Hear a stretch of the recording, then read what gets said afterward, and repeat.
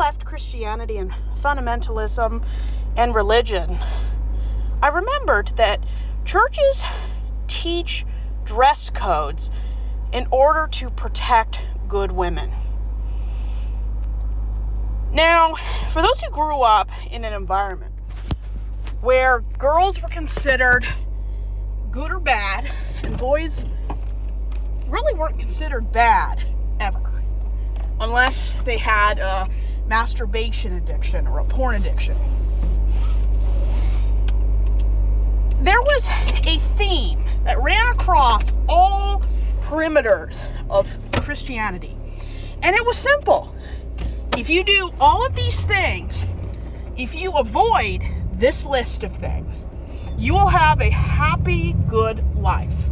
You'll get a good partner, if you remain pure, if you remain godly, if God is the most important thing to you, if you give your life and everything, including all your choices and autonomy to God, you will have a somewhat perfect life, perfect sex life, perfect family. This is a lie. And a bold-faced bullshit lie. There are women in churches that play all the rules, all the games. They do what they're supposed to. They're a good little church girl. And they still get molested, assaulted, abused, killed, trafficked. It is a bold-faced lie to tell vulnerable girls that their life, their happiness, and their romantic future hinges on if they are or aren't a virgin. And there's no distinction between assault and consensual adult sexual behavior. There is no inclination, there is nothing that separates or clarifies what this and that is or isn't. If you've seen YouTube, I'm sure you found videos, because I have. They lump in sexual assault and felonies in the same group as having consensual sex, looking at pornography.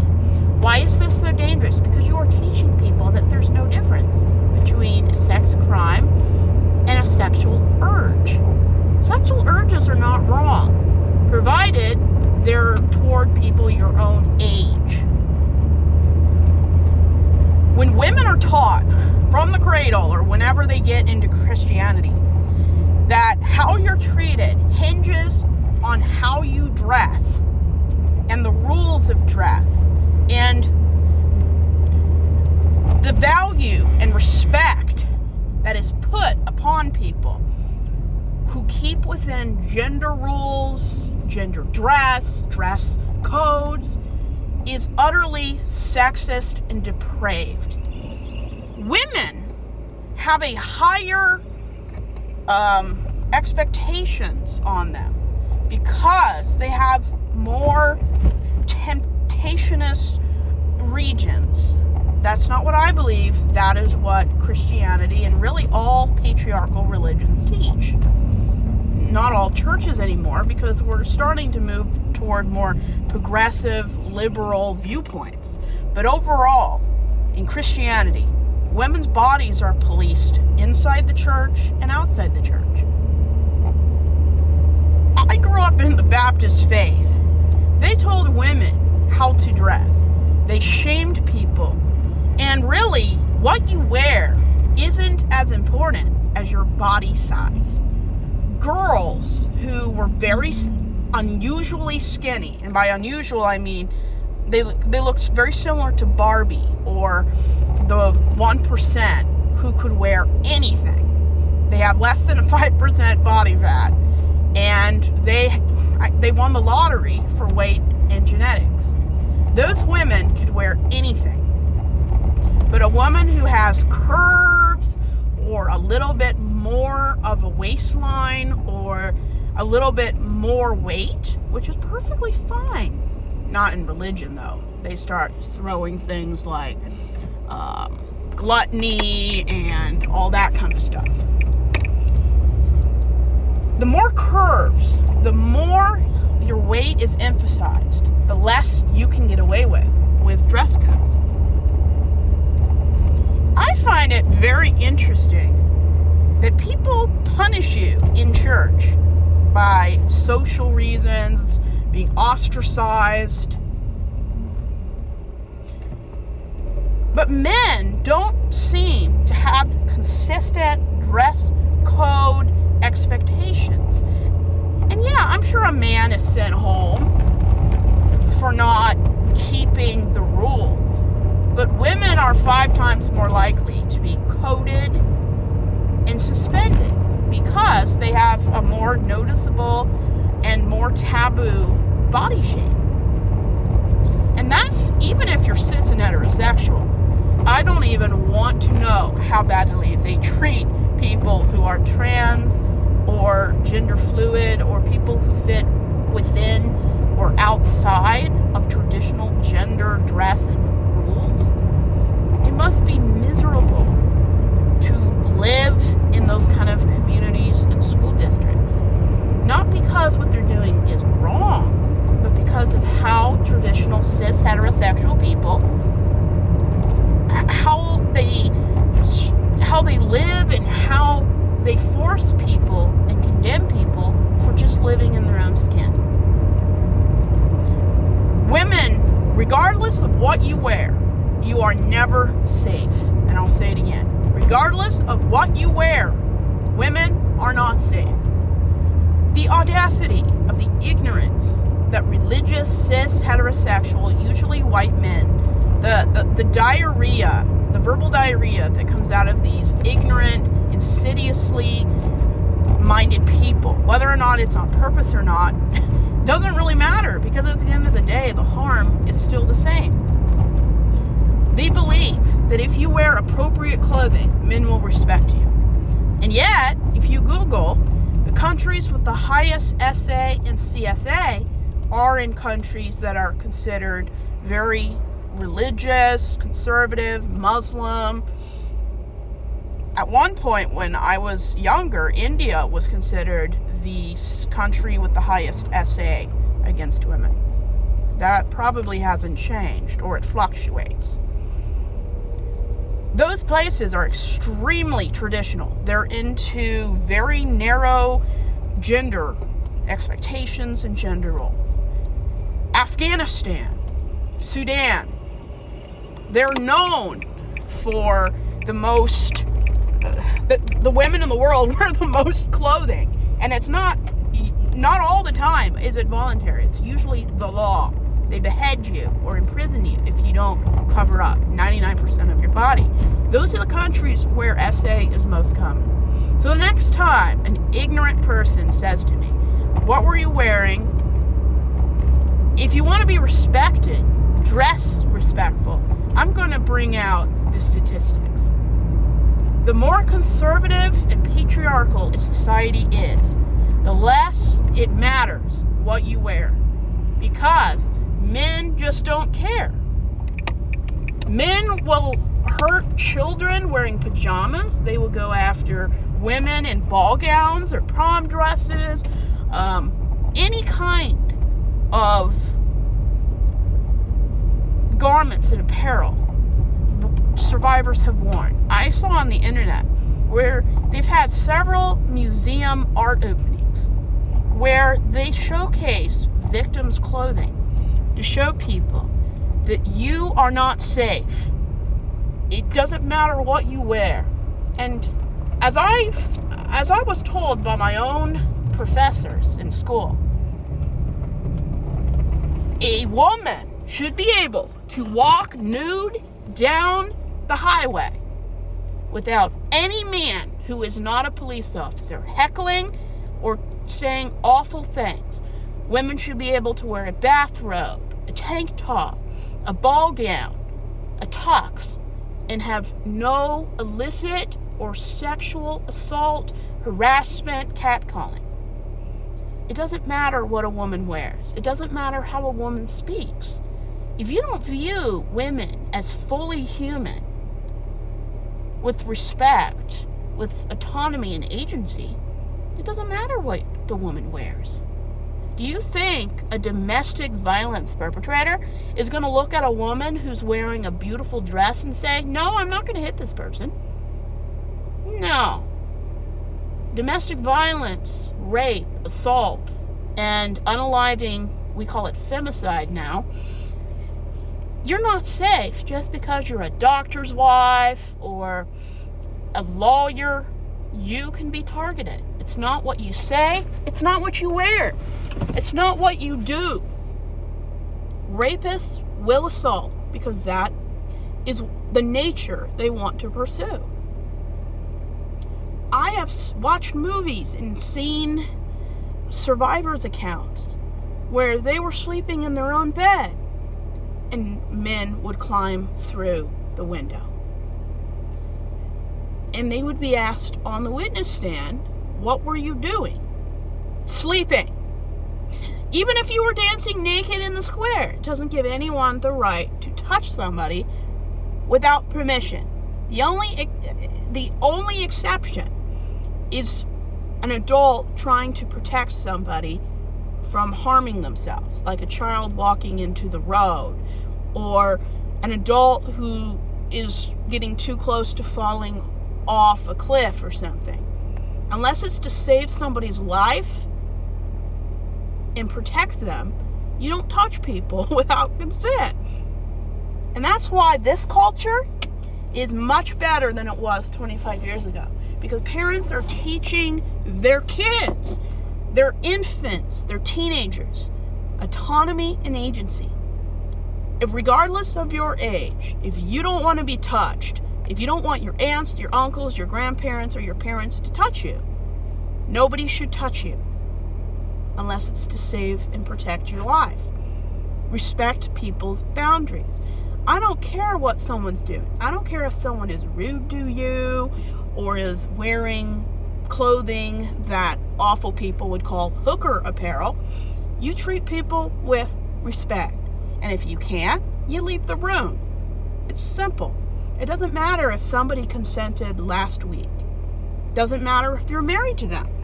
It doesn't matter if they owe you money. It doesn't matter if they told you for $50, I'll do something to you.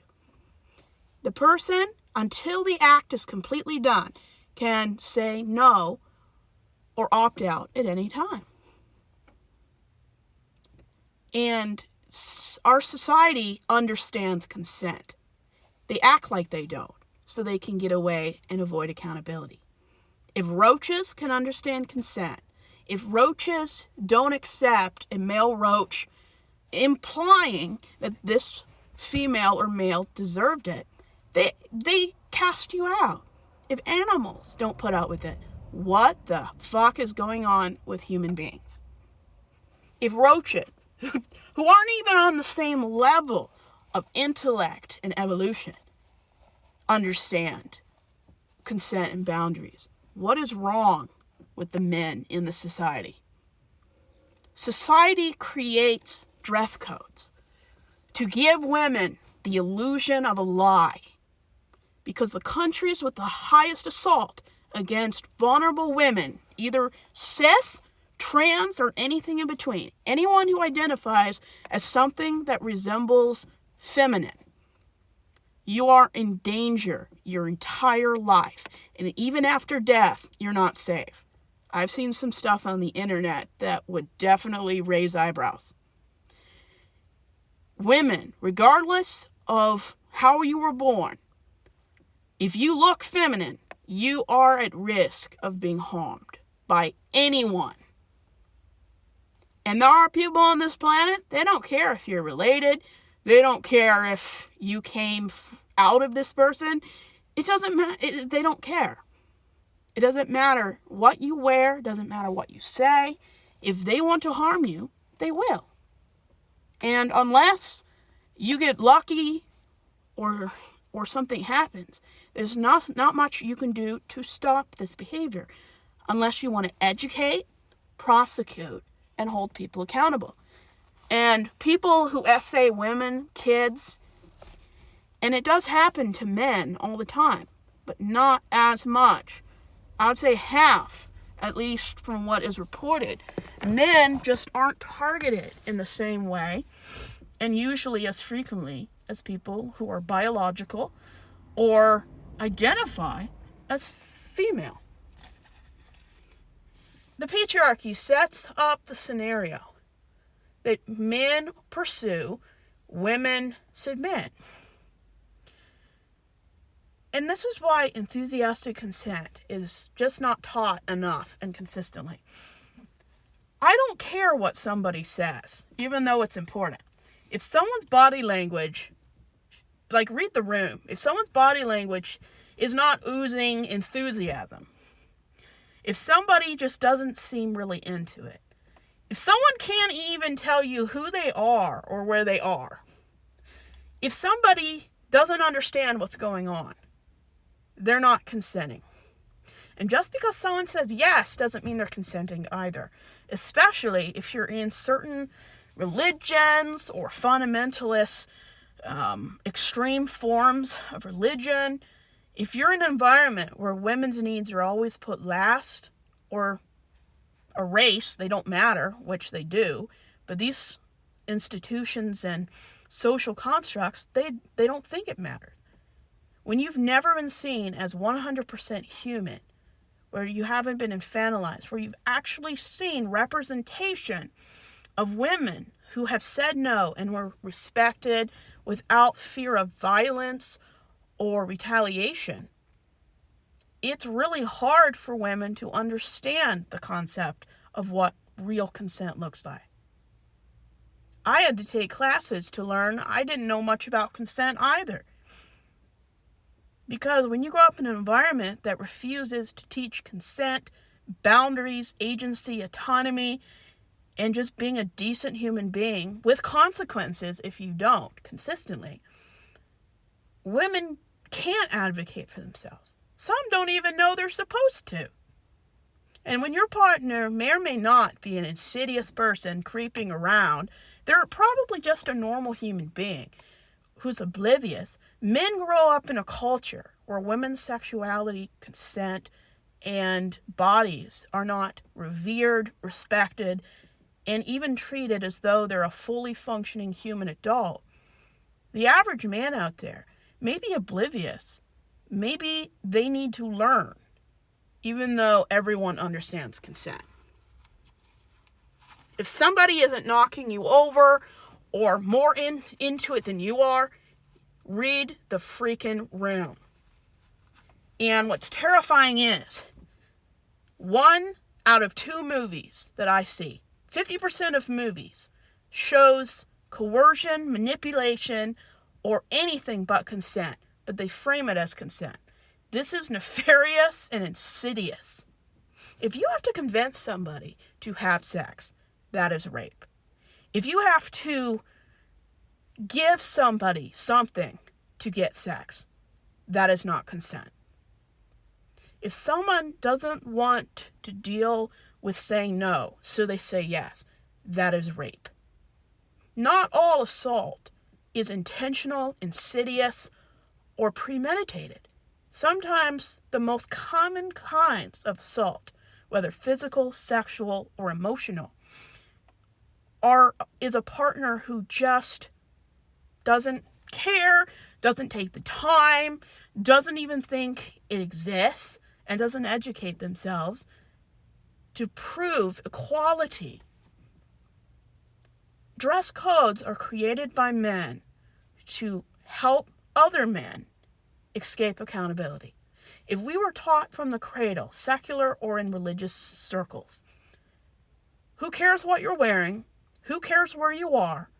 If somebody doesn't want to do it more than you want to do it, that's not a yes. And if someone says, well, they didn't say no,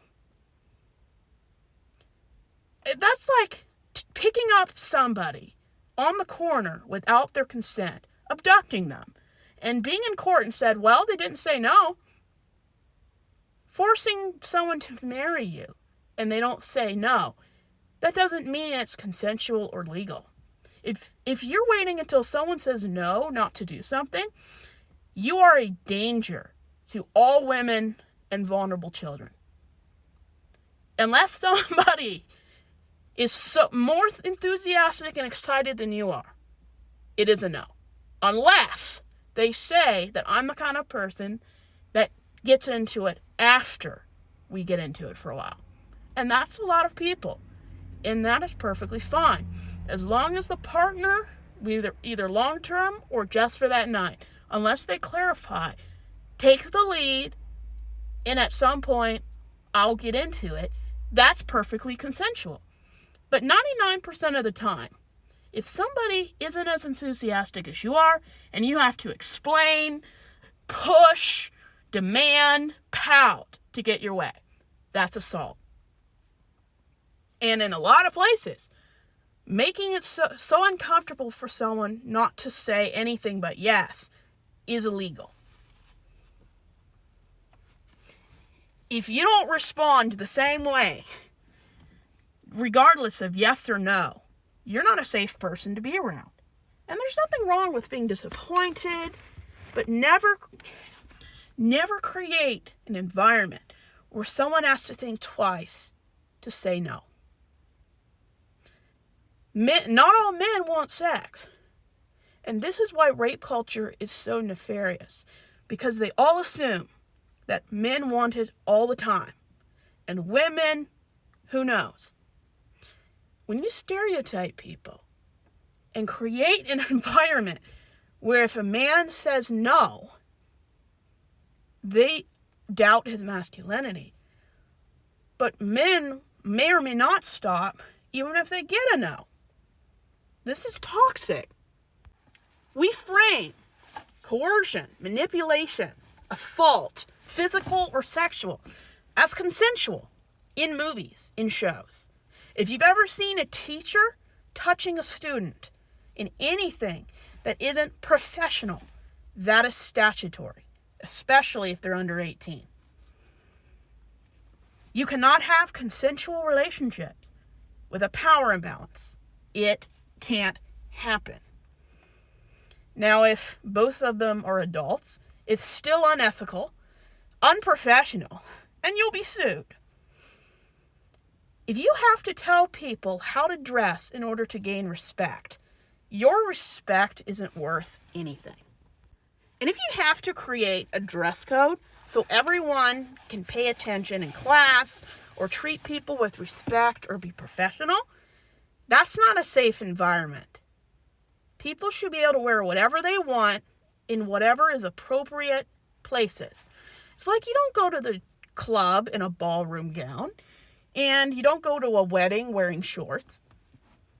As long as people understand the environment you're in, you shouldn't have to have these kind of rules. Because the rules are always slanted in the man's favor, and the women, every single time, get the short end of the stick. Sometimes literally. We're teaching women that their worth is how little experience they have and how much they have to offer.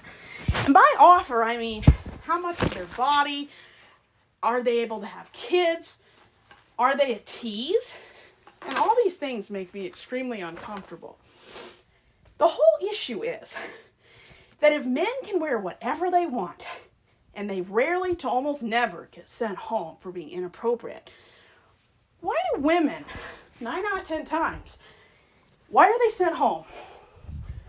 And what about the girls who actually do break sexist dress codes but aren't sent home? Well, we talked about it. Body shape. If you're extremely skinny like Barbie, you could wear anything and not be sent home. If you have any curves, anything that doesn't look like a model, you are more likely to be sent home. And this is terrible because we're teaching people who may have up to 50% more body mass, whether it's muscle, fluid, fat.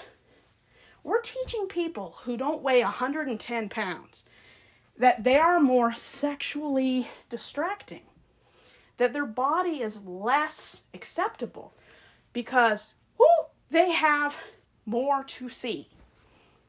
We are teaching our next generation of women. That their value, their respect, and their safety hinges on how men who are adults view minors.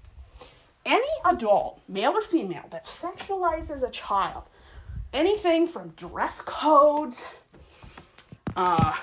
language, how people sit, whether they cross their ankles or their knees. If adults see these as sexual when minors do them, that is sick. Extremely sick. You have to be you are a potential predator or enabler of predators to see minor girls as anything sexual. And if teenage boys or adult men can't concentrate when a woman wears sleeveless top or whatever, that's their problem. If I don't like someone wearing something, I'll walk up to them and say, I don't like that. Can you please get rid of it? I either endure it, internalize, and look within to find out if maybe I'm the problem, or I can leave. And honestly, if how you interact with somebody, how you respect them, and how you see them hinges on if they're wearing sleeves or if their skirt or pants go below the kneecap, if that's how you view people, if you can't even look at somebody without seeing what they're wearing, you are the problem. They're not the problem. And I don't care what women wear or what they're not wearing. Any man who tells a woman to put on clothes, he's the problem. He's the danger. Because a man with integrity, secular or religious, he doesn't care what women wear. He doesn't see women as a source of lust. He sees them as a beautiful, whole adult human being. And he's too busy looking at his own family, his own life, to be triggered by how some strange woman dresses. A stranger. And it's so sad. It's sad what kind of crap women put up with. And yes, there are men. Usually, 99% of the time, it's a white man. He will see a woman lounging at a beach, at a pool, somewhere that is 100% expected and fine for women to wear a bikini. 1-piece, 2-piece, whatever. This man will go out of his way and shame women wearing what is to be expected where they are. And if your masculinity, your integrity, and your soundness of mind hinges on what a woman has hanging around her back and her front, you are the danger. Women should be respected. Women should be as respected, protected, and valued. Not because they can have kids, not because they're someone's wife, not because they're somebody's daughter, but because they are a human being. And if women aren't respected and talked about as much with the same value and kindness when they wear a tank top as they're talked about in a dress, those people need to be called out. Dress codes don't protect women. They protect rapists. They protect predators. Because if you don't create a scenario, an expectation that women choose not to live up to, or realize you can't live up to it and you shouldn't have to. If women don't dress the way the dress code says they're supposed to dress, that is a way that predators can escape accountability. You can be wearing pajamas. You can be a 7-year-old kid sleeping in your own bed, and you're not safe. And regardless of what pajamas you put on, and how many blankets, and if you lock the door or not, you will still be harmed. Because predators will find a way. They are a bad force of nature. And the sad part is, if we treated women the way we treat any other kind of crime, we would live in a better society. We don't ask people who've been shot, what were you wearing? We don't ask kids in their 90s, what were you wearing that your father thought it was okay to come in your bedroom? People who've been murdered, nobody ever asked their corpse, well, you deserved it. Why is this the only crime where we blame people for how they dress? As long, even if someone says, fuck democracy on their t-shirt, I'm not going to engage with them. I'm not going to criticize them. I'm just going to find somewhere else to be. When men can't even go to the beach without embarrassing themselves and treating women like inferior, we have an epidemic. And men, if you have a problem with the way women dress, that is your problem. That is a problem you need to see a psychiatrist or a pastor about.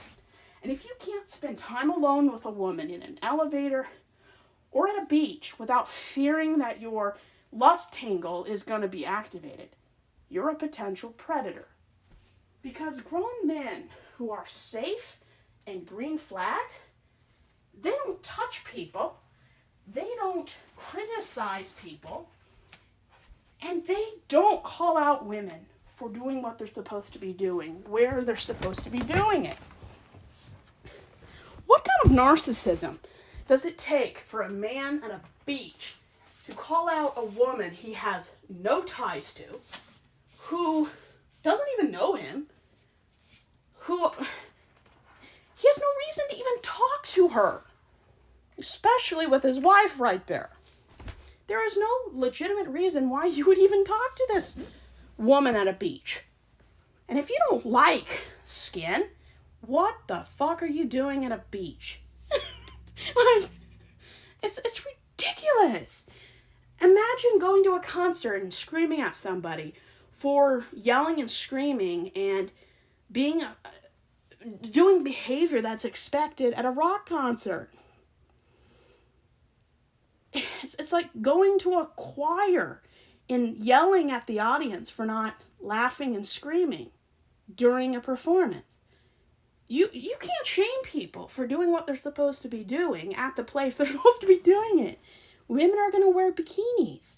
This is standard dress in most countries, unless you're a totalitarian, a religious extremist theocracy, or you're an asshole. Just let people dress the way they want to. My own family, they act like a woman is committing the sin of Babylon by wearing a tank top. My own family shames me for wearing shirts that have no sleeves. I wear a sweater. I don't want to wear sleeves. I was forced my entire life to wear sleeves because my family, in their Baptist, Calvinistic, stuck-up-the-butt mentality, they thought only good, decent people dress like this. Bad people dress like that. It's like, are you kidding me? What you wear doesn't matter. And if us as a society, if we have to put victims' clothing up on the wall at an art museum to show people what the victims were doing when they were harmed, which is illegal and a felony, if people just assume that someone was wearing a tank top, which is a perfectly normal thing to wear, it's utterly nonsense. Balderdash. Dress codes only protect predators. They punish women for having more or less curves than society feels comfortable with. They teach women that their body is sinful and dirty and should be covered up. They teach women that the first thing people notice about them is their body. You can also give people body dysphoria and eating disorders if you shame them for having more curves than other women. You're creating and setting up a dynamic that has every reason to be toxic, abusive, and predatory. I'm shocked when those environments don't have that, because you have the ripest environment for the worst behavior. Because no matter what people do, no matter where people are, no matter what they wear, is not going to discourage a rapist, a predator, a killer. It doesn't. And I've watched interviews of people who were convicted of assault and murder. Nothing that their victim who survived or didn't, did, wore, or where they were, made them more or less likely to die or be assaulted. Women should be able to go anywhere, do anything at any time, wearing whatever they want. If they can't, I have a pretty good idea who's to blame for that. That's why 95% of predators, known, convicted, and sentenced, are cis heterosexual men, usually with families or some image of respectability. Less than 5% of sexual predators are non-hetero people. And yet, conservatives say that gay people are predators. The stats just don't show it. Trans people don't put on a dress to go in a bathroom to harm people. They just don't. I'm not saying it never ever happens, but I'm talking it's so rare it's a unicorn. Cis heterosexual men will pray, and no amount of panty liners, a backpack, or 4 layers of clothing is going to keep him from doing it. You need to educate kids. You need to hold people accountable. You need to fire creepy teachers who even talks about a minor in a sexual way. You are sexualizing minors with dress codes. It's disgusting. And purity culture, dress codes, is AKA rape culture. You are creating a scenario where one group is punished for being in their own skin, and you're rewarding people who don't have the curves or they're not the right gender to have the more curvy, noticeable shape because they're men. Until we teach women that regardless of their body size, how they look is perfectly fine, and any man or woman who sexualizes minors or anyone is sick unless it's consensual. And if someone's at school, nobody should be sexualizing anybody. Because that's not what school is for. And yes, adolescence and being a teenager can be a very sexual time. But there should be no sexual things going on unless they're 2 teenagers doing it. Any teacher, anyone in authority that sexualizes you by sending you home over a dress code or pointing out your shape, size, and that you're a temp dress, those people need to be fired. Because it's creepy to sexualize minors. Creepy, creepy, creepy. Nobody should ever think about sex when it comes to anyone under 18. What teenagers do with consenting teenagers is something them and their family should be aware of. But stop sexualizing teenage girls. It's creepy. Being a teenage girl who's cis and heterosexual is hard enough without everyone making them wish they were a boy when they were born. Dress codes have never protected anyone unless you're a rapist.